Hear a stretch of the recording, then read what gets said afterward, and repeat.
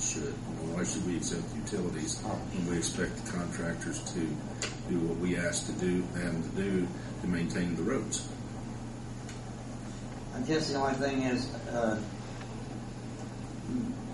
okay, as far as like this, the utility itself doing it, that would be fine. If we go out and do a major sewer construction down the street, the cost of flowable fill within, if we do the whole, like 1,000, 2,000, 3,000 feet, the cubic yard on that's going to be pretty high. So I don't know if you want, that's something we may want to look at. Because I'd have to look and see what the cost. Like we did on South Franklin Street with replacing that wastewater line. Yeah, like we did over at North Anderson, where we went all the way up through there. And you're talking maybe a trench 5 feet wide by 15 to 18 feet deep. And flowable fill is going to be so expensive. Okay. That would cost. Rick, would you like to join in? We make a lot of cuts every year, like I said earlier.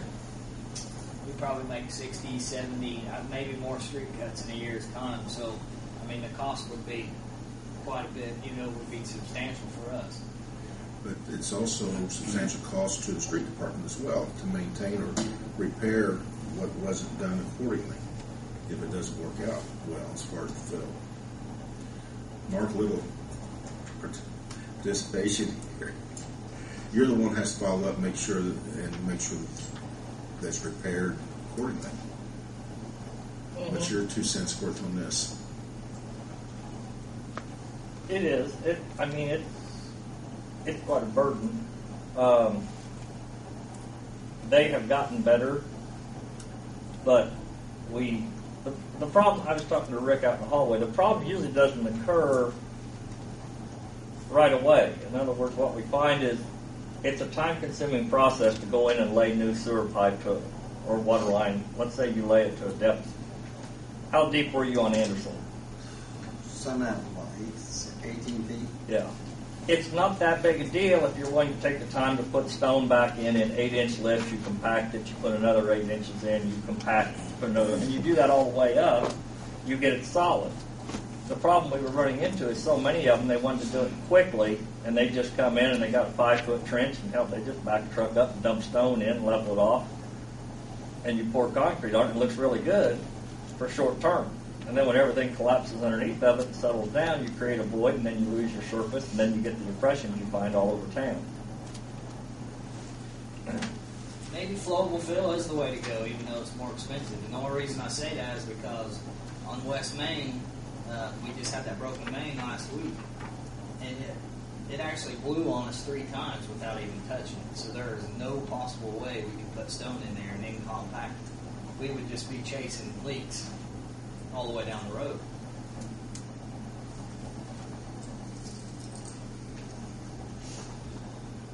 What I'd like to do then, maybe we can resolve this tomorrow with the department head meeting. Thank you, Jeff. You're welcome. Darren? Anything like to report? Okay. Yep. Gary?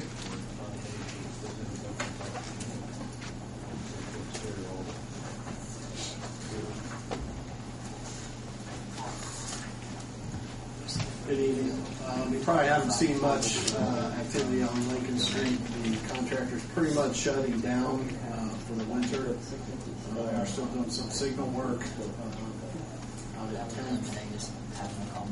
Also Bear Shell. They should have all the lights up and running north of Bear Shell street lights, as well as the new mast arms employing down the cables at 10th. Those should be up and operating this week. They're also coming out with the storm sewer back behind the hospital. They hope to be out toward Lincoln Street at the end of the week. There's some demolition of a building there. So we revised that down there to save about $50,000.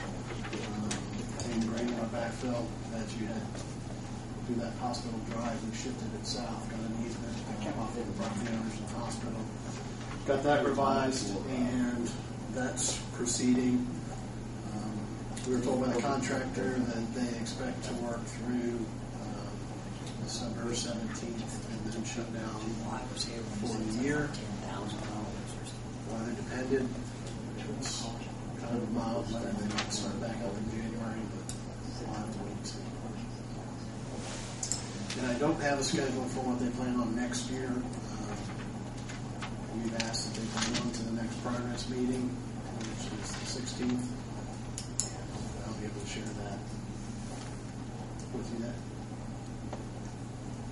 That's December 16th, Gary. Yes.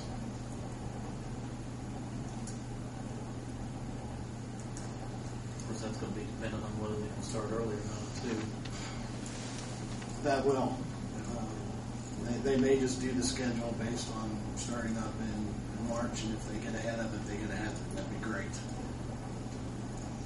Have you received any complaints in regards to the way the traffic cones are set up?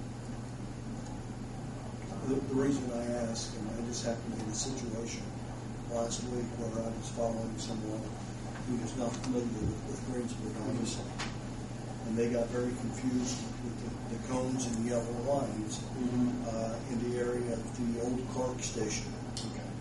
And they veered to the right and went back behind the cones, not knowing that the road went straight ahead because there's yellow separating the two, and then there's yellow to the right, and other lines going off to the right. I don't know whether some of those lines can still be scraped off that it doesn't lead to the right-hand side. Just might want to go drive it, look at it, and see if it might be confusing for someone. I mean, I drive it almost every day. Right. So But it's we not take it for granted the right. fact that we know it. We know it. I saw someone at the hospital, there was a gap in the cone, and someone shot through there to turn right. First Street. Yeah, and someone else that went down. I almost thought about doing that this and turned morning. right, and they were To turning take right. advantage of that right turn lane. So. This person thought they were going all the way to the correct thing. This person would come up and that was almost. We could take a look at it there at First Street. If you do that, so I appreciate that. Not a problem. Anything else? Did they get the, where it's milled, did they get those milled off, tapered off? I don't know if they did since I talked to him on Friday. Where he's talking about is where we've got the base course down, and we meet where we meet at 5th Street, 10th Street, and Bear Shop, and also at the north end of the project where 10th Street was done, Gary. 10th Street was done, I was through there about 20 minutes ago. Okay. You're talking about the construction joint on the west end of 10th Street? Yes. Yeah, they went in and milled that one. That's the only one I've been on this evening. So it was done. I can't tell you on the others because I haven't been over there. But I would assume if they had a working milling, today, so if Mark got somebody out there, if they'd done the 10th Street, I'm sure they'd done them all. Yeah. If they brought a milling machine in on, they'd done every one of them. Whoever did the paving on Lincoln Street and Broadway did a very nice job. Lincoln Street.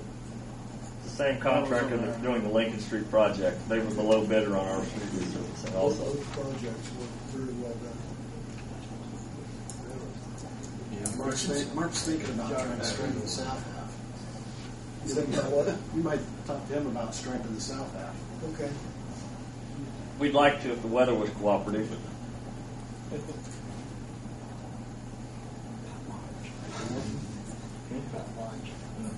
Thank you, Gary. Appreciate it. For the board, one thing we did approve here a few weeks ago was the pool room at the old Murphy building. That's going to be discussed tonight at the council meeting. And the rest on it. Anything from the board? Any questions, concerns? Darren, come on up now. Thank you, Jeff. I don't have a lot to report. The contractor for the raw water line continues to work. They have submitted a change order request. It's a 20-day time extension. We're in the process of evaluating that request, and we'll give a report to the water board at their next meeting. They will continue to work through the winter as weather permits. I do know they are